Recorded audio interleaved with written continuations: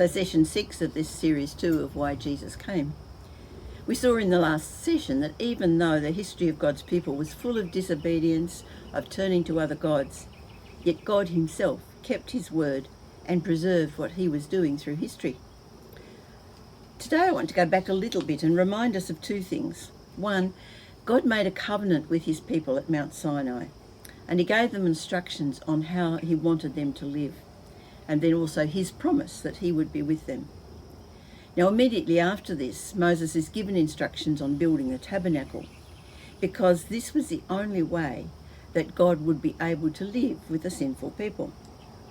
The tabernacle was a huge area, a courtyard area, and if you entered that, the first thing you saw was the altar of sacrifice, because it reminded you that you cannot enter the presence of a holy God unless sin is first dealt with. Towards the back of the courtyard was a tent, and it had two parts to it. The first part, the priests could enter. The second part was called the Holy of Holies, and that place, only the high priest went in, and only once a year, because this was the spot where the very presence of God rested. It held the Ark of the Covenant, and the Ark of the Covenant held the 2 stone tablets of the 10 Commandments, Aaron's rod, and a little piece of manna. The top of the ark was called the mercy seat, and that's where it said the presence of God rested. And once a year the high priest would go into that area. He would make sacrifice for the sin of the nation, and he'd sprinkle that blood of the sacrifice on the mercy seat for the forgiveness of the whole nation. Now I don't know what you think about the 2 stone tablets on which the 10 Commandments are written, but I've always just presumed there was 1 to 5 on one and 6 to 10 on the other. It took 2 tablets to get them all down.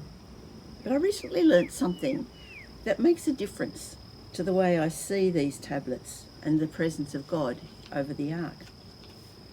In those days, when 2 parties made an agreement, the summary of that agreement or covenant would be written on 2 stones, and each party would take a copy, a bit like today, we each get a copy of a lease.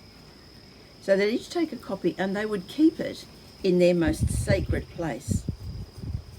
Now, the 10 Commandments really were just a summary of a whole lot of instructions that Moses had been given.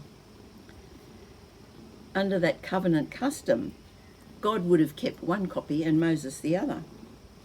They'd both keep their copy in their most sacred place.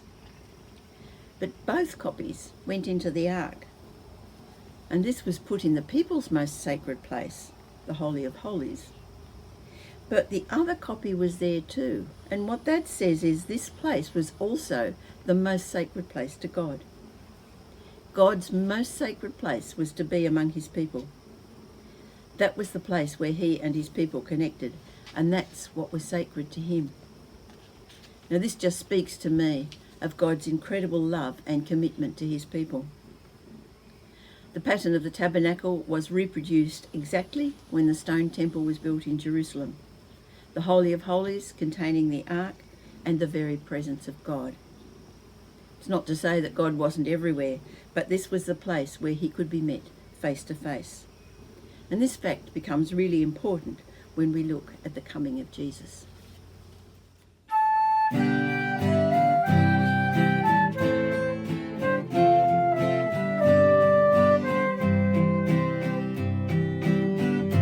Be still for the presence of